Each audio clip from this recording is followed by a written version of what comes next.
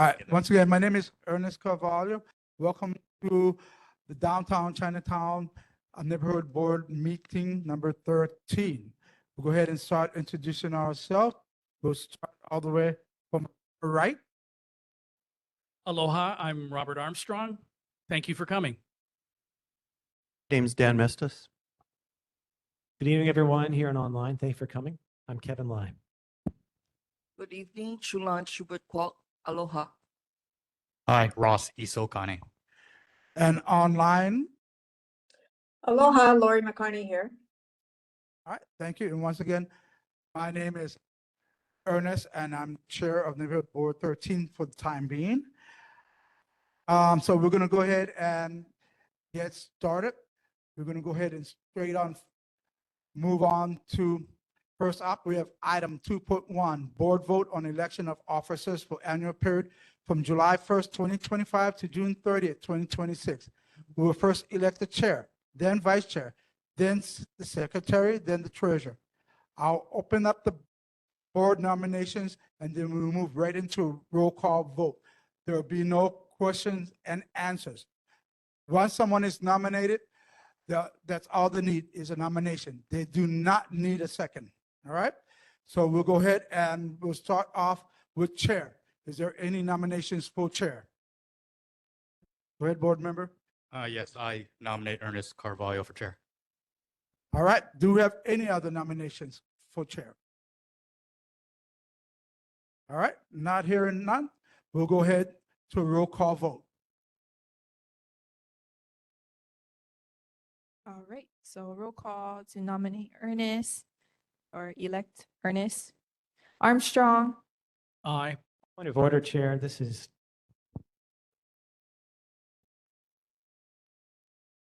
Go ahead, Lai. Thank you, Chair. As you'll recall, the neighborhood plan dictates that when we're doing this for officers, we need to say the name of the nominee. Okay, go ahead. Please take the name, start over again. Armstrong, Vote for Ernest Carvalho. Fitzsimmons is not here.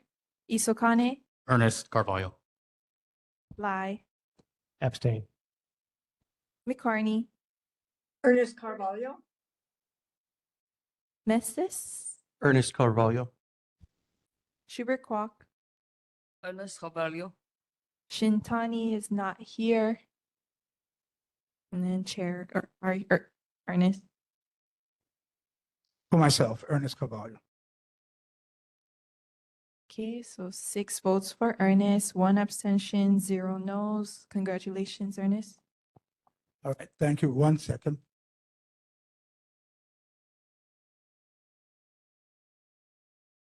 All right, so next up will be for vice chair. Do we have any nominations for vice chair? No, not hearing none. We're going to go ahead and move on to secretary. All right. Do we have any nominations for secretary? Go ahead, Julie. Me, Ross Isokane. All right, thank you. Do we have any other nominations for secretary? All right, not hearing none. We'll go ahead and go on to roll call vote. Thank you. Okay, you can just call his name out, Ross. Armstrong, Abstain. Fitzsimmons is not here. Isokane, Ross. Lai, Abstain. McCartney, Ross Isokane. Mestis, Isokane. Schubert Kwok, Isokane. Shintani is not here. And Chair. Ross Isokane.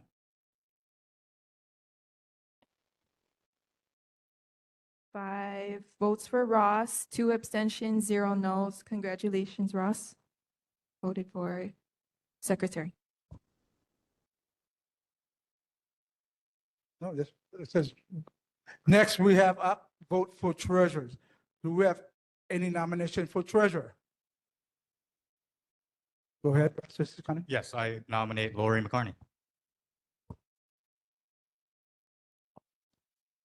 All right, any other nominations? All right, we'll go to a roll call vote. Thank you. Okay, you can just call Lori McCartney's name if you want to vote for her. Armstrong, Abstain. Fitzsimmons is not here. Isokane, McCarney. Lai, McCarney. McCarney, McCarney, Mestis, McCarney. Shintani is not here. Carvalho, We'll go for Lori McCartney, please. one abstention. I haven't voted. Oh, Schubert Walk. Yeah. No, you didn't call me. Oh, I'm sorry. Schubert, Lori McCartney. sorry. Let's see. That's fine. 6 votes for McCartney, 1 abstention, 0 no's. Congratulations, Lori. All right, thank you.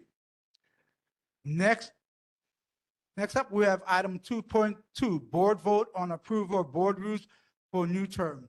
I've drafted out proposed rules for this agenda item and loaded them in the Google Drive. You notice meeting information like date, time, and location that is largely the same as in prior term.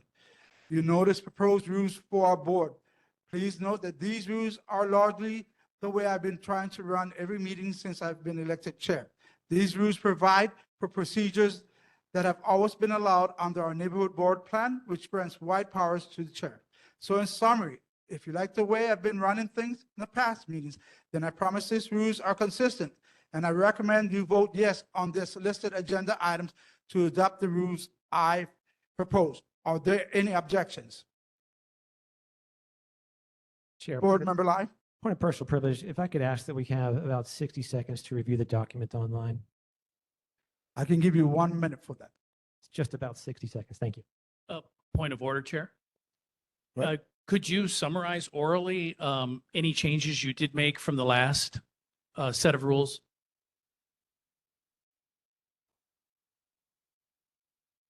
No. I really wanted the public to know if you're making any changes. No, basically it's staying the same, yeah? Go ahead, Ross. Yeah, thank you, Chair. I've taken time to read your proposed rules, and yes, definitely, they're different from what's currently at the top of our last term's agenda, which is fine. I support them. I agree with what you're saying, that the neighborhood plan really implicitly gives you these wide powers to call votes, for example, at your discretion. And I believe you've been doing a good job. So while other board members are reading through these rules, I would say we continue to vote you in a chair, so we should support you on these rules. One final note, I mean, just because I know people are still reading, if any board member expresses concerns over your rules and we don't like the way you're running things, we just need 5 votes to overturn it later. So I support this. All right. Anyone else? All right. Board Member Lai, you 60 seconds. Thank you, Chair. Discussion to start on the motion to adopt the resolution, if it's been seconded.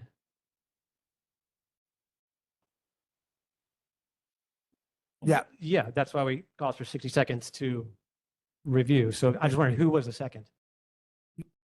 No, so I didn't call. Okay.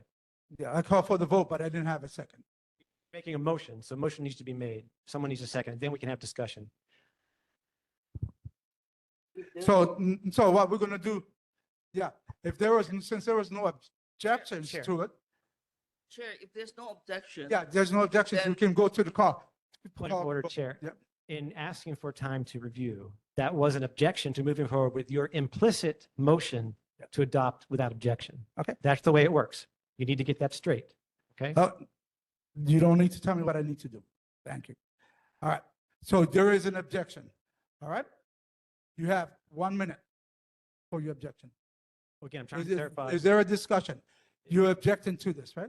No, I objected to moving forward with the implicit adoption without, just by acclamation. But if you're now, if the motion has been made, needs to be a second, then we can move into discussion. I'm asking for clarification because in the meeting Did minutes, you object? I've already stated out, and I asked everyone to go ahead and approve it as it is. It was uploaded. Take your time to go to Google Drive, and if you're not happy with it, I've made plans to call for the vote. If you have an objection, then I'll take your objections. Go ahead, Board Member Lai. Chair, I move that we adopt the proposed rules that you've proposed in accordance with the agenda item. Do we have a second? I second that motion. All right, Lori, thank you. Any objections? Go ahead, Board Member Lai. Thank you, Chair. We'll start discussion. So, Chair, I'm concerned about the paragraph 1 of your proposed rules of the agenda, specifically because you mentioned amending the agenda, changes in priority to the agenda, but these are all stated statutorily within the neighborhood plan of how that process works. It's not the position of the chair to completely neglect or prevent changes to the agenda. I'll refer you to section 214.111 of the neighborhood plan. So I'm concerned about the ultimate sentence of paragraph 1 for starters. I think we understand your intent, but it's a bit of an overreach to say that additions to the agenda, must be made exclusively to the chair in advance of and not during the meeting, when that is a specific provision within the neighborhood plan and HRS 92 Sunshine Law. So I think we should consider striking that sentence because it is a little bit overly 10 seconds. specific. All right, any other discussions? All right, just so everyone's clear, according to Robert's rules, the first chain of command is assemblies. Assemblies make their rules, and those are the rules that we would follow as a board. The next would be neighborhood board plan rules, and if it's not listed in that, then we would go there to Robert's rules. So all discussions, unless there's any other discussions, we're going to go ahead and call for the vote. Everyone's had a chance to discuss. Not hearing any other discussions, we're going to go to the vote. Go ahead.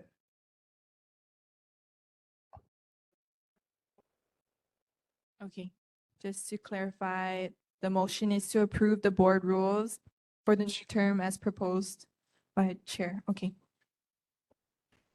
Okay, Armstrong, Aye. Fitzsimmons, Isokane, Aye. Lai, Nay. McCarney, Aye. Mestis, Aye. Schubert Kwok, Aye. Shintani, not here. Carvalho, Aye. 7 ayes, 1 no, 0 abstentions. The motion's adopted. So I'm going to backtrack a little bit since we're still in items 2. We're going to go back and we're going to go back to vote for a vice chair. Point of order. Go ahead. Thank you, Chair. I believe that we just adopted a motion that would not prevent us to take items out of order on the agenda. So I wonder how this is justified. So we can vote for the vice chair. I am calling for the vote for the vice chair. Chair, again, I'd Go ahead. see how that. Ross. Chair, I move that we take item 2.1 for election of the vice chair and move that to right now. Do we have a second? We have I a second. second that. Okay, we have a second. All right. Any objections? Not hearing none. Do we have a nominations? I would like to actually nominate Sean Fitzsimmons as vice chair. Okay, all right, we're going to go to a vote call. Thank you. Okay, you can call Sean Fitzsimmons' names if you want to elect him as vice chair. Armstrong, Sean Fitzsimmons. Fitzsimmons, Shaw Simmons. Isokane, Fitzsimmons. Lai, Fitzsimmons. McCarney, Fitzsimmons. Messis, Fitzsimmons. Schubert Kwok, Fitzsimmons. Shintani, not here. Carvalho, Sean Fitzsimmons. 8 votes for Sean Fitzsimmons, 0 no, 0 abstentions. Congratulations. All right, thank you. Next up, we have item 3, public safety reports, including discussions on board/community inquiries, 5 minutes each. We start off with the Honolulu Fire Department, please.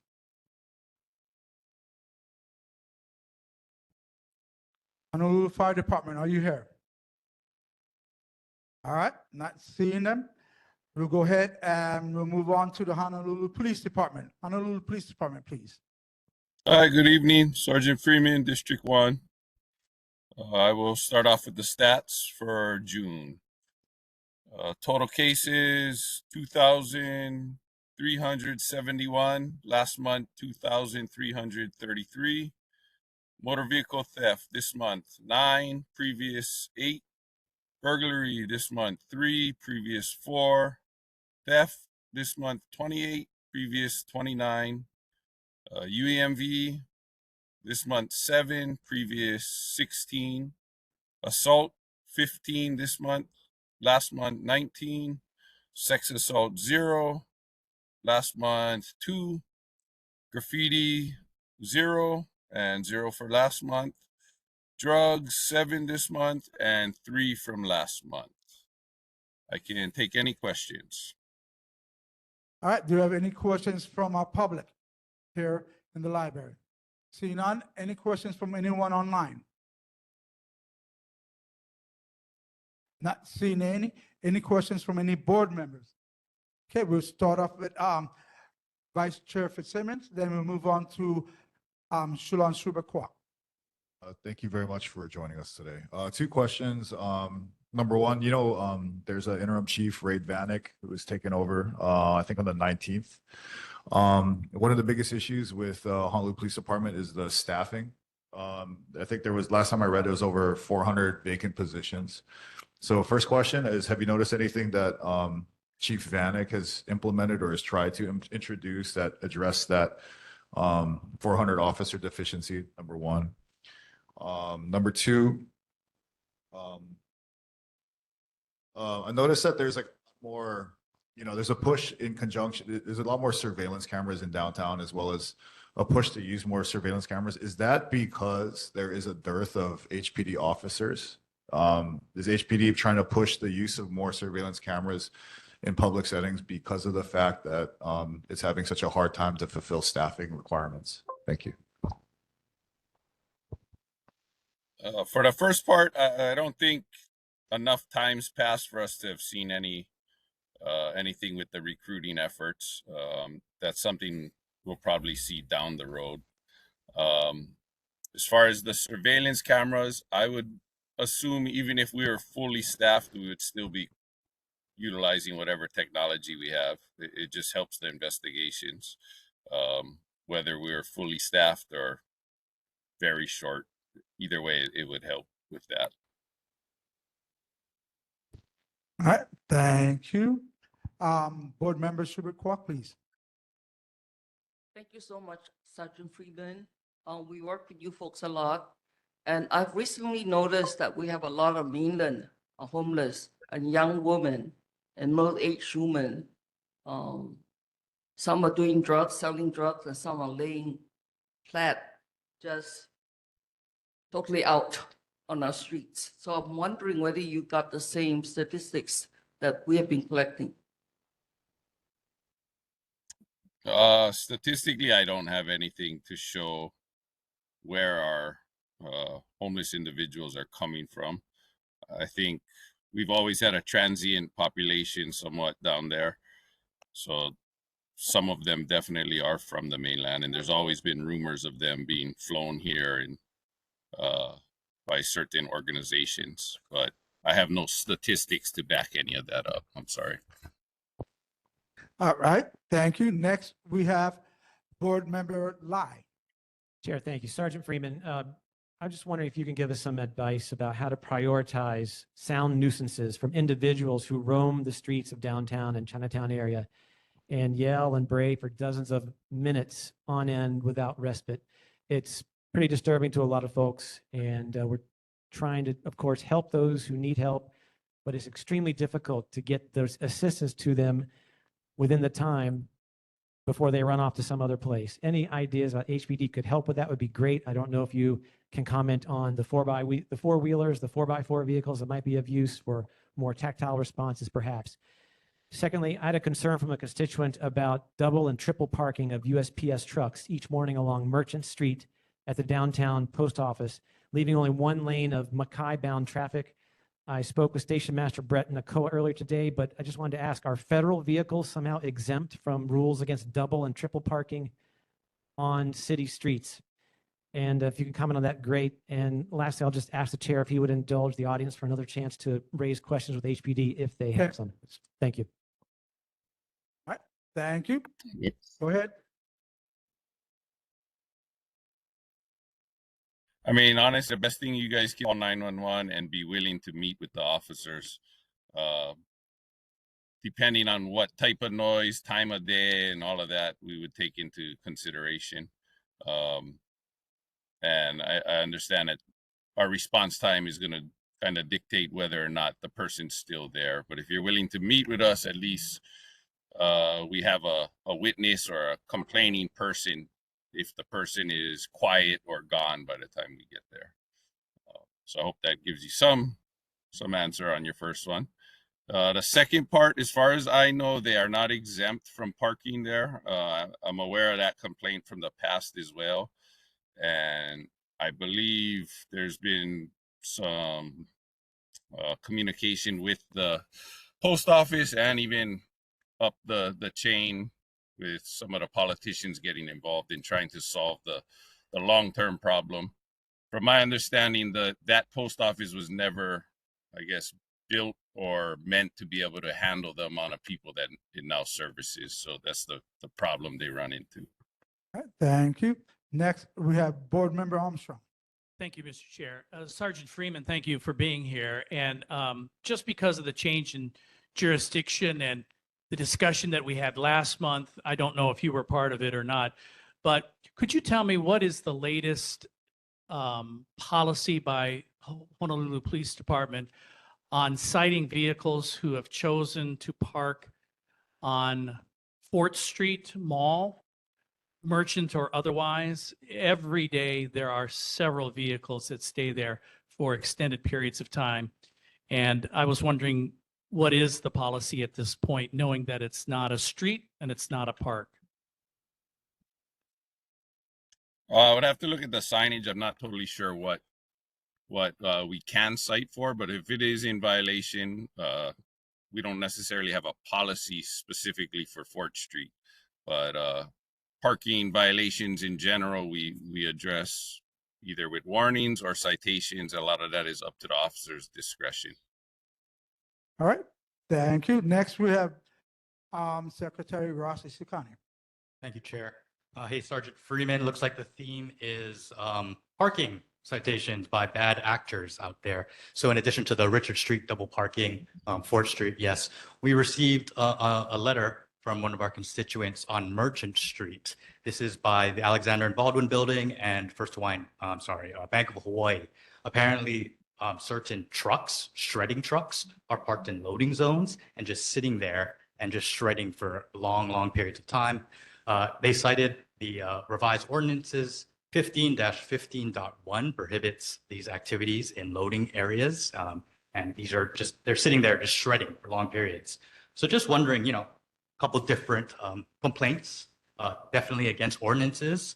Wondering if maybe you can take this to leadership, announce it. Our constituents are complaining, so maybe we could get a response. That would be awesome. All right, thank you. And go ahead. Absolutely. I haven't heard that particular call come over the radio as far as a 911 call, but I will address it with the officers as well, and I'll make some checks of my own. All right, thank you. And then we're going to, Lori McCarney, please. Good evening and thank you. And this may be a question for DTS, but DTS parks its buses on Bishop Street at Merchant, and the line of sight to turn right off of Merchant onto Bishop is totally blocked. It's very dangerous there to try to go to Mackay on Bishop Street from Merchant. And it seems to be now a continual practice where there's almost always a bus parked there. And I know that there are line of sight regulations or restrictions or something, and I don't know why the bus is doing that, because it's making it dangerous for pedestrians and for people in vehicles and bicycles all around. All right, thank you. So I'm going to end up ending this discussion. The public had the chance. I'll allow you one chance, right? Because the public always before the board, yeah? So go go ahead. So just remember that. Thank you. Clark Pyle, here as a resident of Kukui Plaza. Question I have and concern I wanted just to raise, as I've raised in past meetings, is continues to be a problem of folks who are homeless, may appear to be using drugs and sharing drugs, and may have mental health issues as well. Great candidates for the core program to intervene, but that's only available business hours. And even today, just as I was walking to this meeting here in the public school, intermediate school, just across the street, there were 3 on our Kukui Plaza property grass, one of whom was really looking in need of assistance and was disrobing and changing clothes and sleeping. And this is in daylight in the school area. What can be done? For 2 questions. How are you coordinating with programs like CORE when the need is health intervention and providing a safe corridor? And I've always asked for uniform officers being present as security to help dissuade that kind of activity, especially the drug in the area around the school. If you could comment on those, I'd very much appreciate it. Thank you for the opportunity, Chair. Go ahead. No problem. Okay, as far as how we coordinate with CORE, usually we call them if we need them. And they're pretty readily available, at least during the daytime hours. But we do still run into an issue a lot of times of if the person doesn't want help from us or CORE, we can't force people to get help in most cases, right? So it's kind of where we are with that. As far as the second part, I think uniform security at schools is what I think I picked up from that. Currently, we do not have officers assigned to schools. Some of the other counties do have school resource officers, but as of now, we do not. The plans are, if there's any plans in the future to staff schools with HPD. If I may clarify the question. Just one more. You have 1 minute on this question. It wasn't so much at the school, but rather along the street that leads to the school in the neighborhood immediately surrounding the school, like Kukui Street is a particular problem within a block of the school. Got you. Okay. We got uniform officers out. They're not on every corner. It's not physically possible. But as far as staffing wise, probably downtown, Chinatown, and Waikiki, I would argue, are the most staffed sectors, I would say probably in the entire state when you take into account the different units that we have working. So All right. Thank you. So I'll end this up for you, Sergeant Freeman. So first of all, what I'm going to do is I'm going to compartmentalize all the emails that I've gotten. So we've been actually working, I've been working with the mayor's office about the situation with the post office and 4th Street right now, yeah? So, and I'll put you guys all in the emails threads, so you know what's going on. My thing that I like to bring up is the homelessness that's on River Street between River Street and Hotel Street. And they're just to Kekaliki. They're there, and the businesses are having problems because people are blatantly smoking their crack and their meth in front of everybody. And a lot of these people are on wheelchairs doing it freely, and no one is doing nothing. And they're sleeping and laying their bodies around that even when I'm going to work or coming home from work at 7 o'clock in the morning or 4:30 in the afternoon, I have to walk around them or on the streets. What can you do about this situation? And if you can't answer that now, just send me an email and that'll work too. all right, sir. I will. I mean, real quick, it would be enforcement, right? Sit-lie or the drug cases if we see them on view is the short answer. But I can also send you an email as well. All right, so I'm going to allow another question from the audience, and she's coming up right now, and that'll be it. Okay, thank you.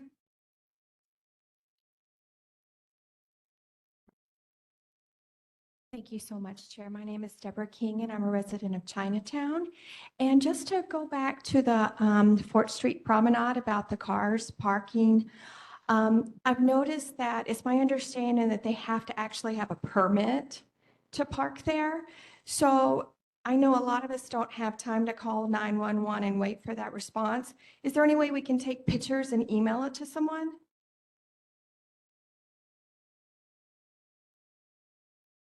I mean, you can email, I guess, the neighborhood board, and they can Okay. forward them to me. But Okay, we don't great. necessarily have a 24/7 email system that we would be checking. Okay. Yeah, you can, I mean, yeah, Oh. Yeah. okay. yeah. So you can send those emails to me because I have a It's your email. direct link to, okay? All right. Thank you. Thank you very much, Sergeant. We do appreciate that. Sergeant Freeman, you have a great day and a great 4th of July, all right? thank you. You too. Take All care. right, thank you.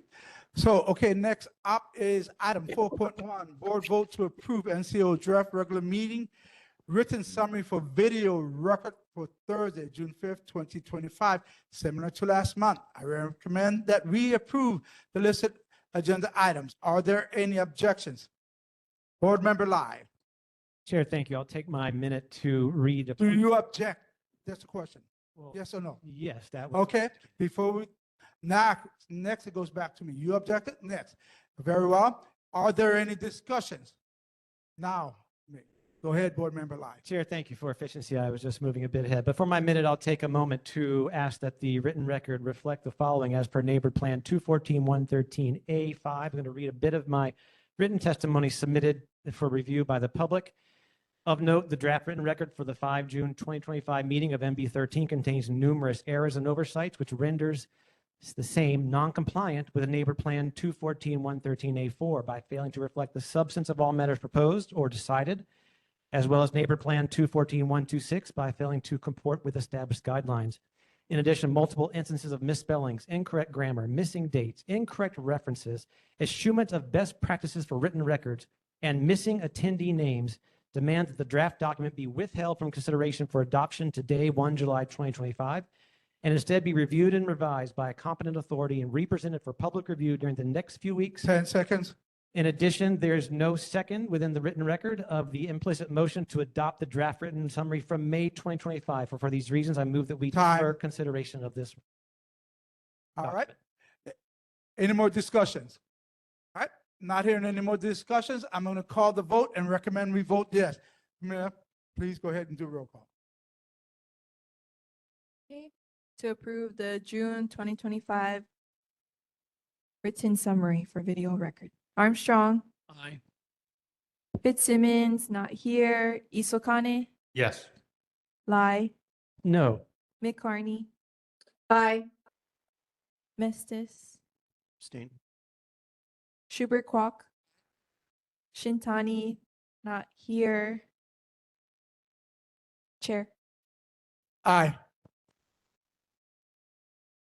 5 ayes, 1 no, 1 abstention. The motion is adopted. All right, thank you. So next, we're going to head and move on to item 5, presentations, including discussions on board/community inquiries, 10 minutes each. First up is 5.1, Honolulu Department of Parks and Recreation, dog-friendly park proposal and ask of the community's feedback, suggestions, questions, and recommendations. Nathan Sirota, are you here, Nathan? I am, yes. Good evening, everyone. Go ahead, Nathan. Sure. So I hope you folks had a chance to read the letter that we had sent out in April. But tall and short is we're empowering you folks with giving us your recommendations on where to expand on-leash dog park privileges in the city and county of Honolulu. So to summarize, we have about 308 parks across the island, and less than 15% of them you can have a dog in legally. That's either on-leash or off-leash. And so recognizing that, about half the households around the island actually have canines in their possession, we want to make sure that we provide enough facilities for this growing user group. And really, we see that walking a dog and having a leashed animal in a park is really a great way to activate parks and a great way to create community amongst the different dog users or dog kahu, and to really get to know the outdoors and enjoy our city parks. So what we did was in that letter, we provided some digital resources to help it make it easy for you folks to show exactly where the parks are in your jurisdiction, which ones already have those dog privileges, so you can kind of come to a good understanding of where there might be a need within your community. And actually, I can pull that up right now.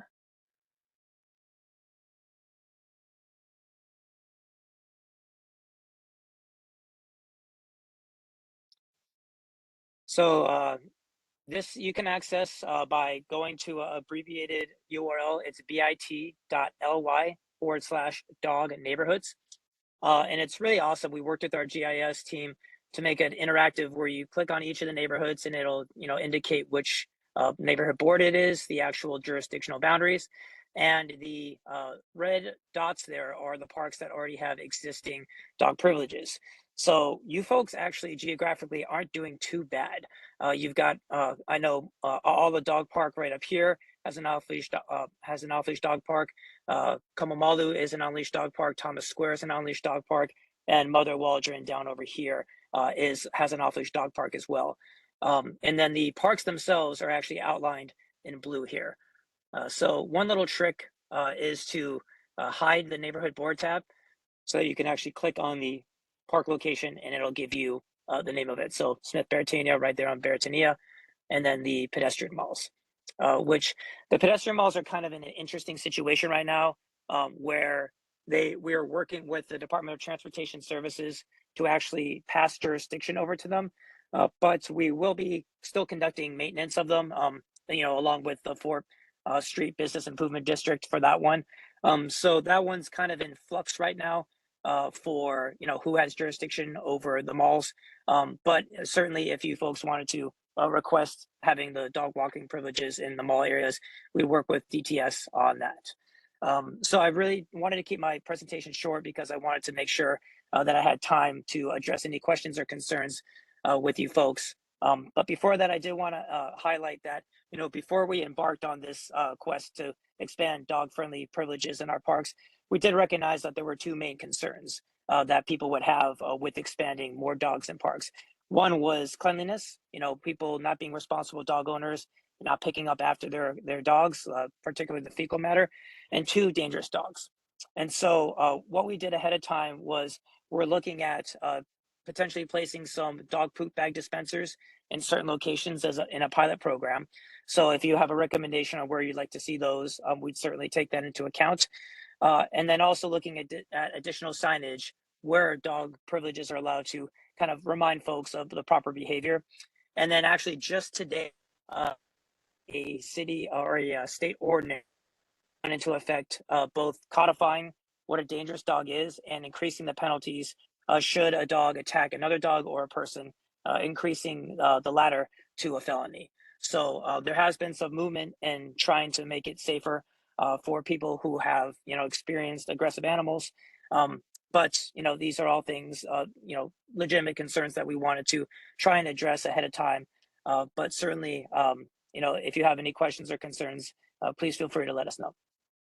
All right, thank you. Do we have any questions from anyone in our library? Go ahead, Mr. Powell.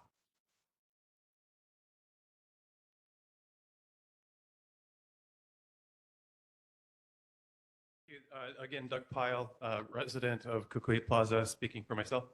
I wonder if I had heard correctly that Kamali'i Park is a consideration or not for such designation. And if it is, then I would like to make comments around that and also ask how to provide input and comment outside of the meeting. But I would have read questions now if that's a consideration.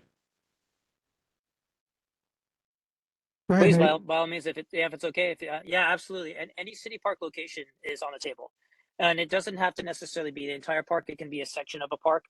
For instance, at Kapiolani Regional Park, there's just a median strip, kind of the ironwood trees on the Diamond Head side of Dillingham Fountain. That is an on-leash dog park. So it doesn't necessarily have to be an entire park location. It can be a section of it. But we're looking at all city park properties at this time, not extending it to all of them, but they can be up for consideration. Go ahead, Doug, please go ahead. Okay, let me just, in the event that it becomes a consideration for Kamali'i Park, I could share my personal observation.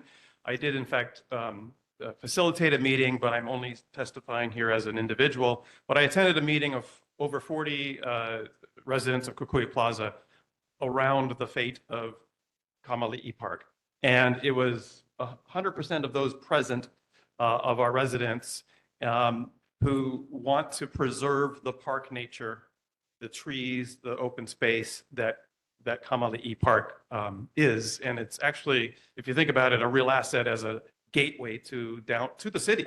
You get off of whether it's coming from Windward side on Poly Highway, you're coming off the freeway exit, you're coming into town right through that area, and preserving it as a green gateway is great. So a good dog park would not be inconsistent with that. We have mixed opinions I've heard in our building as to whether that's a good idea for us or not.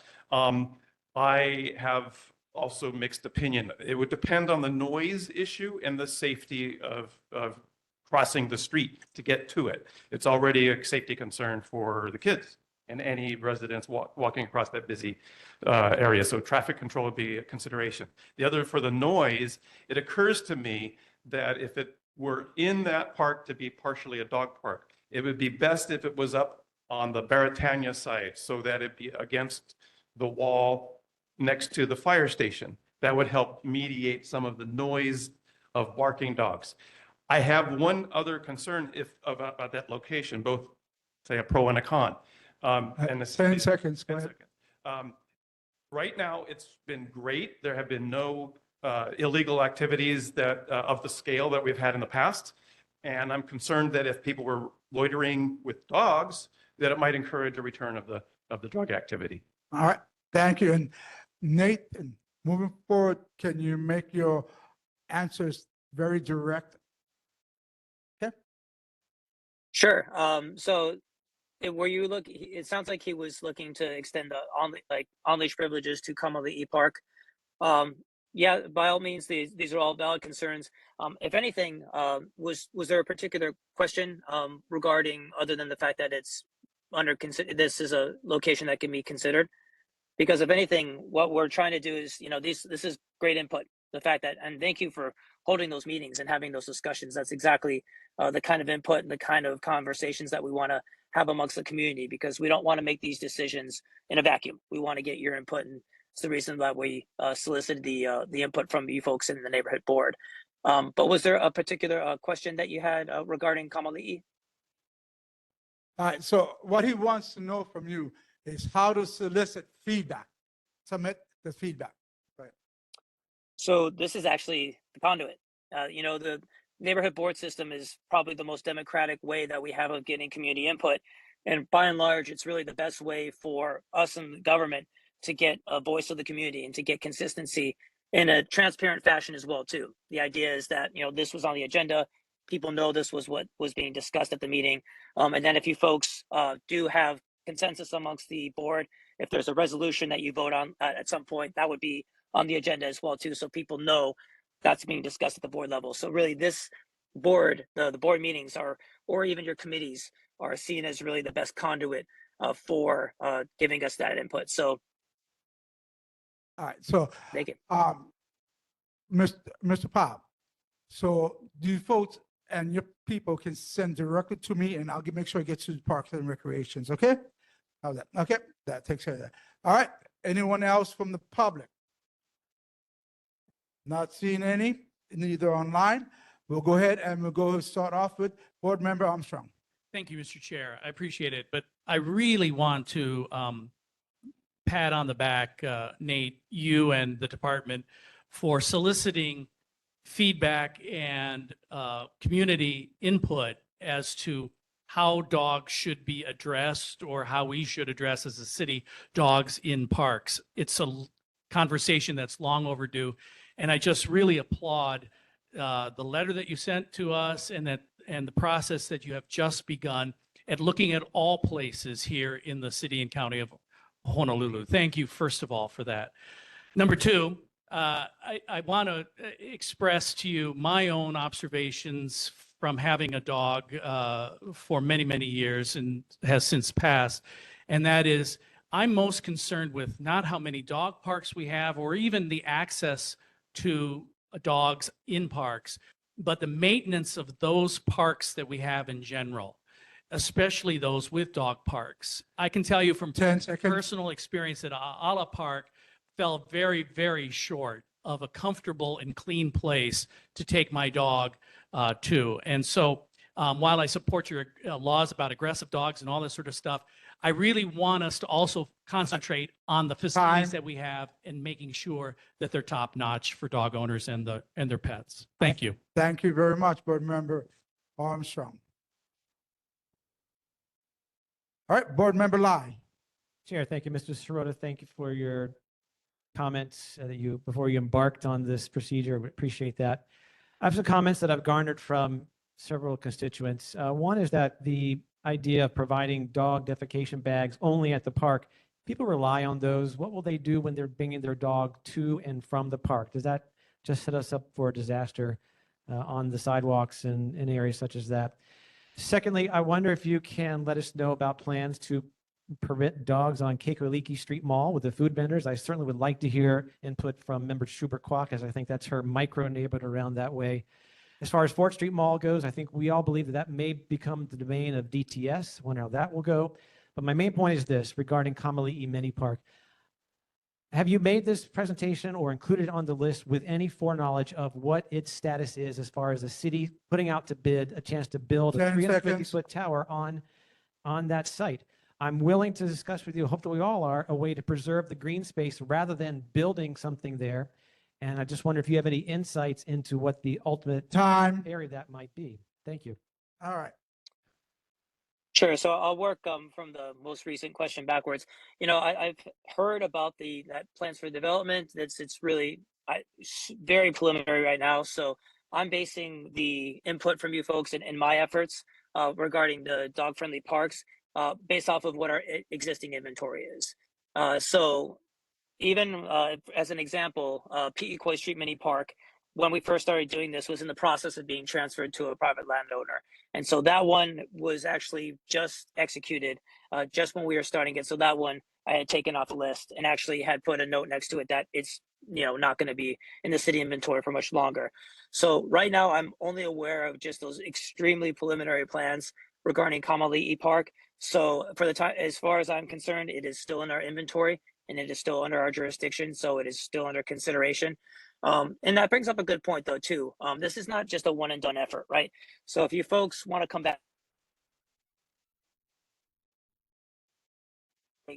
adjustments to any decisions that you folks are made, we're absolutely open to hearing those. It's not just the September deadline when that comes and goes, the door shuts.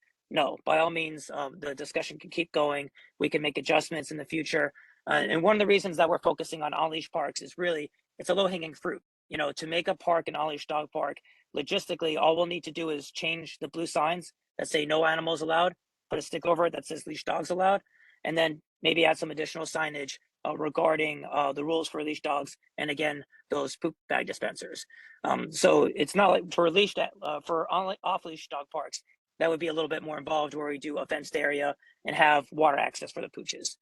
And then to address your first concern, your first question regarding, the potential for fecal matter to be in areas leading up to a dog park. In my experience, the majority of our dog kahu are responsible and they keep bags on their leash with them because you never know when your dog is going to defecate. And so you have to be ready for that at all times. And I know quite a few people who, the feral cat issue is certainly something to be considered, where in a lot of cases, people mistake the feces from feral cats as that from dogs. Because I can tell you that when I've seen dogs in my neighborhood, people are picking up after them, on a regular basis. So while there are, unfortunately, some irresponsible dog kahu that don't pick up after their animals, they are in the minority. And one thing that really was encouraging to us regarding the effectiveness of those poop bag dispensers was that in Waikiki along Alawai Boulevard, the Waikiki Business Improvement District actually installed 3 dispensers. And we had discussions with them asking them, hey, how's it been since you put them up? Are they being vandalized? Are people using the bags? And they said that, yeah, by and large, they've been seeing significantly less fecal matter on the ground there. And that whenever they go by, there's bags in them, they're not getting vandalized, and that people are, for the most part, using it respectfully. So All that's right, what thank you, we're really thank you, Nate, on that, on that. We do appreciate it. We understood that. We do appreciate that. All right, so we're going to end this right now with you. We appreciate that. So before we move any further, the problem with your dog parks, I like the idea. The problem with the dog parks is I'm not taking my dog to all park. There's too many drugs on the ground. The dogs sniff the bags of drugs. There's people at the park at all parks sniffing it. As far as Kamali'i Park goes, the Lions, Chinatown Lions have adopted the Kamali'i Park. We're in talks with the city to put in new sprinklers. So we're moving forward to grassing it up. So that's all I want to say on that. I want to thank you for your presentation. Do you have a question? Okay, I'll give you one quick question and that'll be it. Thank you, Chair. Just as a process question, to echo Mr. Pyle's question, I don't understand the process of how you guys are going through this. Are you basically just opening it up and saying, public, we're taking recommendations? What's going to follow that after they give recommendations? Is there then going to be a period where you give us a list of the proposed parks and then the public can actually weigh input? I support the initiative. I like dogs, but I'm just a little confused with the process as well. All right, and No, so th- before you answer that question, please be direct with the question, with the answer. Thank you. Sure, always try to be direct. So actually, the neighborhood board, the idea is that after this discussion, that if you folks want to have continued discussions at this level, please, by all means. And then the idea would be that you folks would submit a resolution to us on where you would like to see on-leash dog park privileges expanded to. And so we've already gotten resolutions from the North Shore Neighborhood Board and from Hawaii Kai, basically saying, these are the parks that we're comfortable with the privilege expanded to. And in the letter, we gave a very loose deadline of September. So the idea is that we would get some input by then. Again, we can extend that period beyond that. But the idea would be to get some input from then, and then to work with our staff to see where it would be appropriate and where we can make that accommodation. And then to follow up with some additional PR with you folks, or public relations and announcements about which locations we are expanding that privilege to. All right, thank you very much. I do appreciate it. Thank you very much, Nate, for your time. I'll definitely get back with you on resolutions or anything going forward. Okay? All right, we'll get back with you on the resolution on this one. All right, thank you Sounds very good. much for your time. You have a great day. Thank you, Happy Ernest. 4th of July. All right. Yep. Hello. All right, next we have item 5.2, Trade Wind Capital. Update on process and plan to introduce a Honolulu City Council bill to adopt an ordinance and revised ordinance of Honolulu to create the Downtown Business Improvement District. Chris Fong. Thanks, Chair. And thank you, Board, for letting me present. My name is Chris Fong, and I work for Tradewind Capital. Just a quick background on our organization. So we're a local-based company, large family of companies with over 500 employees, 7 offices downtown. So this initiative we're working on, we have a big stake in it, and it's our backyard, so we care deeply about it. And I'm a member of the team and kind of emerged as one of the lead volunteers on this initiative. So my intent tonight, I'm not going to present on what the BID is because I already gave a presentation at this board earlier this year. So I'm just going to go through a quick just update on where we are in the process. I emailed a presentation. Are we able to pull it up? It's on our Google Drive. Oh, it is on our Google. Okay. If not, I can talk through it and you can pull it up. Okay. So, but basically, we had a big public event in January of this year where we held a public forum where we talked about the idea of a business improvement district. tried to solicit feedback. And coming out of that event, we had pretty broad support, I would say overwhelming support from the landowners in the district to move forward with this idea. So from January to today, we've been working with a small group of really committed landowners to figure out what this BID would actually look like. And some key points of, and really in terms of timeline, one of the key milestones we're coming up against is on July 9th, we'll actually be introducing through our rep, Tyler Dos Santos Tam, a bill to create a business improvement district for the downtown business area. And that timeline is targeting eventual passage by the September council meeting to be in place for the 2026 tax year, which starts in July 2026. It will go through three hearings or three hearings at the council. So July, August, September, if we don't have any issues. Again, with implementation starting in July of 2026. And so maybe taking a step back in terms of what those details are that we've been working on. Management. So we've been talking closely with Block by Block, which is a national BID management company. They're actually the same management agent that's used in Waikiki as a kind of the lead horse as a management company, but basically figuring out who's actually going to be the management company that oversees the operations for a BID. We've worked on bylaws and a board structure. And right now, in terms of the actual organizational structure to create this BID, we'll be expanding the boundaries of the Fort Street Mall BID. And so what's nice about that is we don't actually have to, oh, here we go. Here's the structure. We don't actually have to recreate this BID from scratch. We already have bylaws in place from the Fort Street Mall BID. They're very comprehensive. There's already a board in place. And so we'll be adding more board members to reflect the broader boundary. Let's see, what else do I have in there? And, per law, when we create these BIDs, there's a 5-year sunset, at which point the board of the BID can elect to not renew. So I'll just emphasize, this is not something we're creating and it has to exist into perpetuity. There's a chance to evaluate it, ask ourselves, does this work? And either renew it or not renew it. And the biggest question though that we've been working on is the assessment rate. So the way these BIDs work again is that you have to assess property owners. That's how you generate the funds to then provide supplemental services for the district. And the rate we are proposing is 75 cents per $1,000 of tax assessed value. So, and I always get this messed up in my head, but it's 0.075% of tax assessed value. Comes out to about 2 cents a square foot per month for those who maybe think about it in terms of rent you might pay for your commercial property. So it's not a large assessment, less than 1% of your property value, but we think really an important expense because 100% of those funds go back into your district.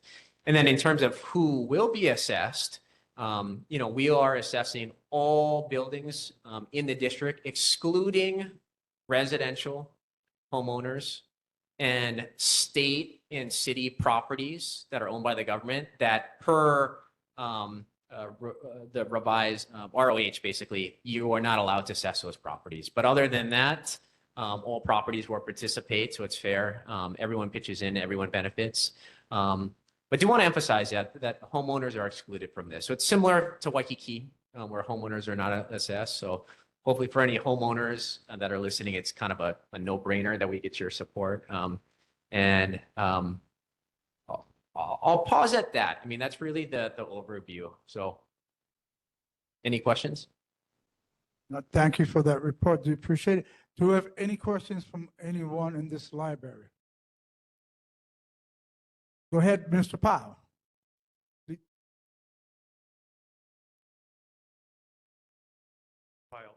As a resident, the assessment of tax excluding residential buildings, what if it's a mixed-use building? Is it excluded or would it be proportional?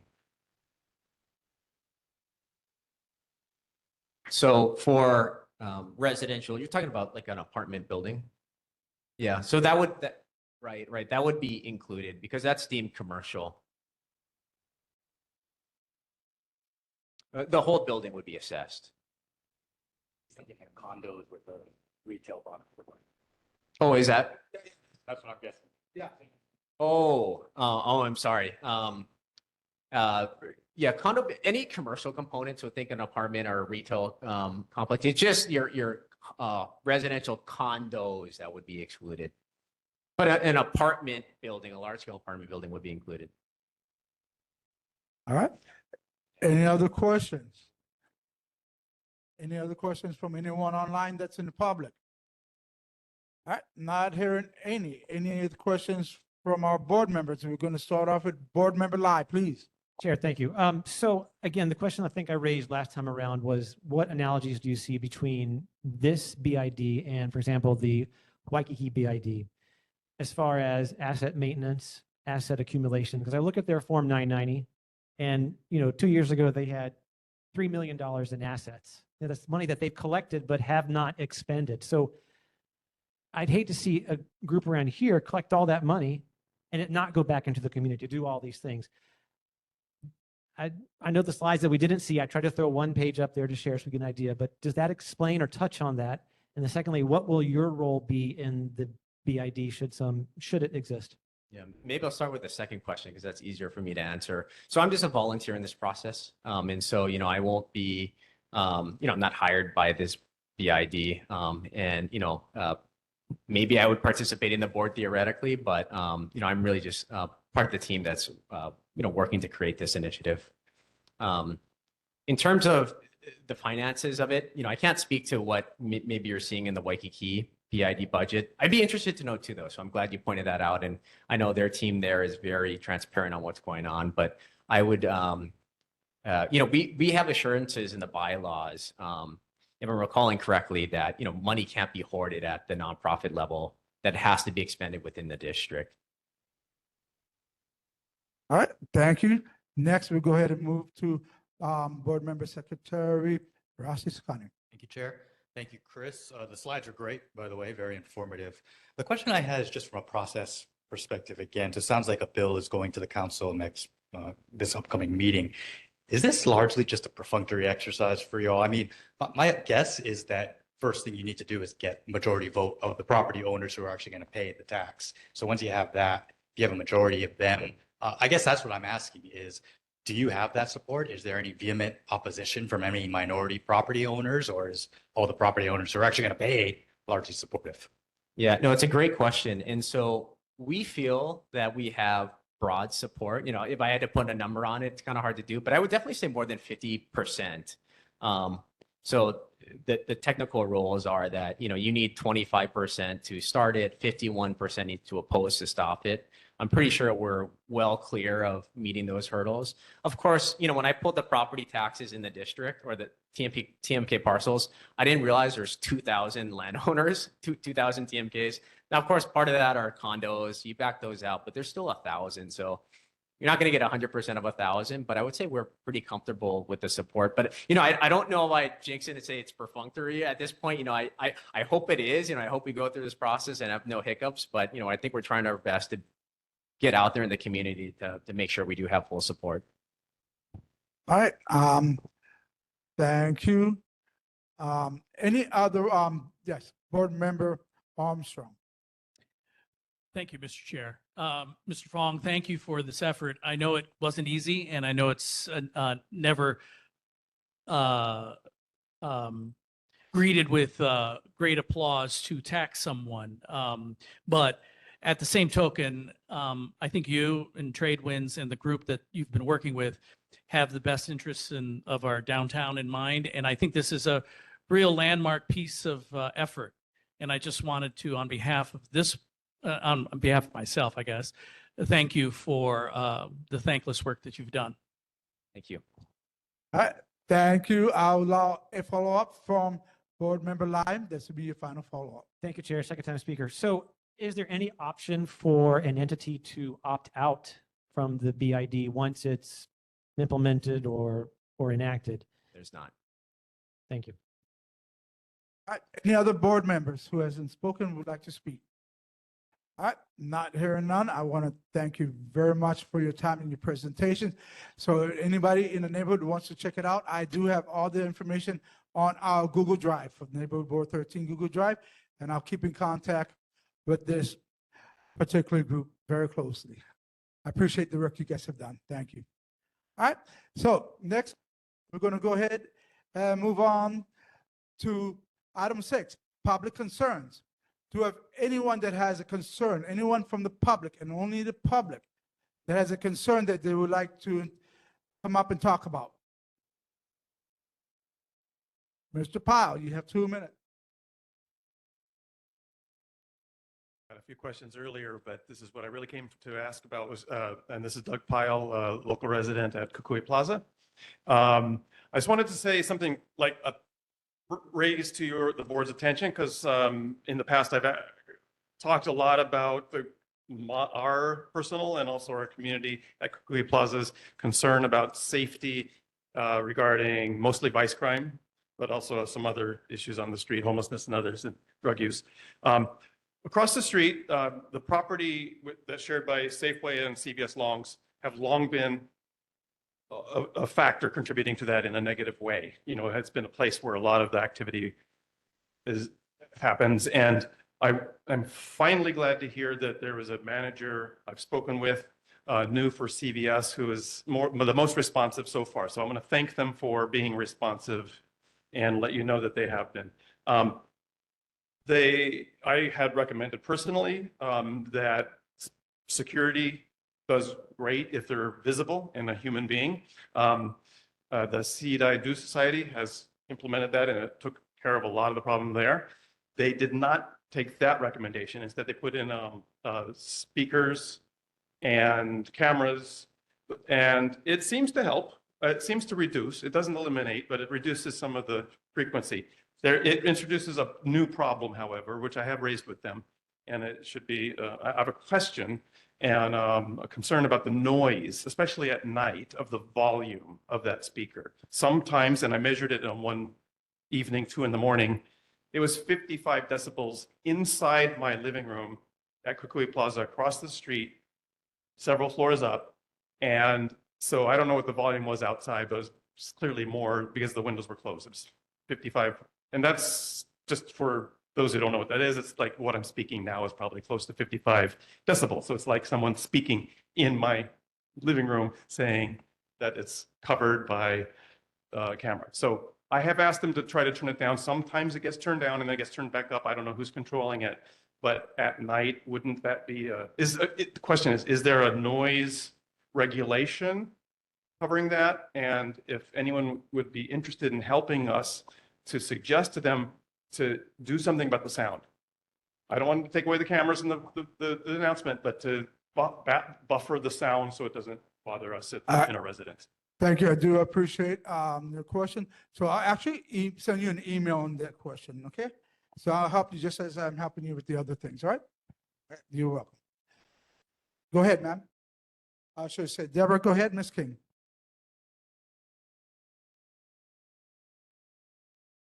Thank you, Chair. My name is Deborah King. I'm a resident at Honolulu Park Place, and I wanted to find out, have we heard any follow-up on public restrooms in Chinatown? So the simple question to that is an absolute no. I am working with City Council about this because we've been asking for this. I think it's been, if Mr. Armstrong, 4 or 5 years at least. Oh, longer than this, yeah. So we've been asking. I would suggest that you turn around and go ahead and privately speak to Senator. He might know something about it, even though it's not the city and county of Honolulu.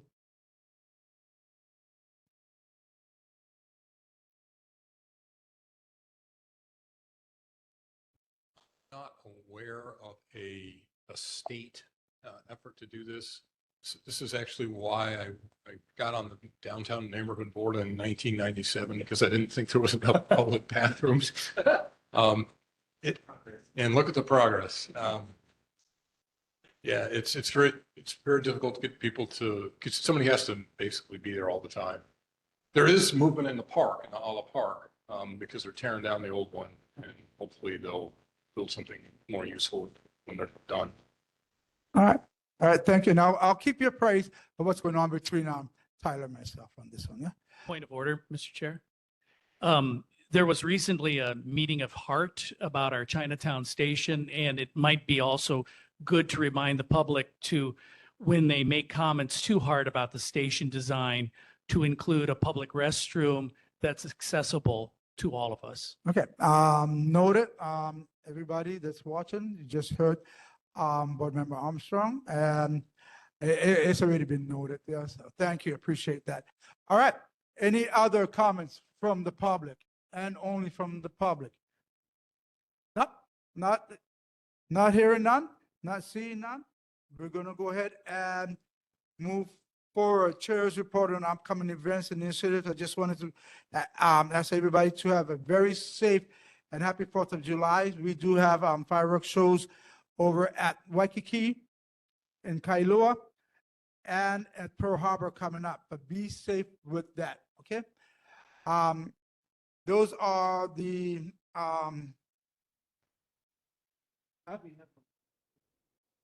yeah, there's fireworks show. It's coming up much day. They had to have Kieran, I'll give you. Chair, thank you. Just during the chair's report, just wanted to note that as required for HRS 92-2.5E, I'd like to report that along with a few other members of Neighborhood Board 13, I attended a meeting of another entity not specifically and exclusively organized for or directed toward members of Neighborhood Board 13 on 21 June 2025. Items discussed included jokes made by the Executive Secretary of the NCO. Thank you. All right, thank you for that. I do appreciate that. Next, announcements. Downtown Chinatown Neighborhood Board number 13 regular meeting is scheduled for Thursday, August 7, 2025 at 6:00 p.m. aka Leo Kalani Middle and virtually via of Downtown Chinatown Neighborhood Board number 13 meetings are scheduled on Olelo Channel 49 every third Thursdays at 9:00 p.m. as well as 9:00 a.m. on the fourth Saturday of each month. An archive of past meetings may be found at olelo.org, olelo.net by searching on Downtown. Everyone have a happy 4th of July. This board meeting is closed. It's over. Bye-bye. Happy 4th.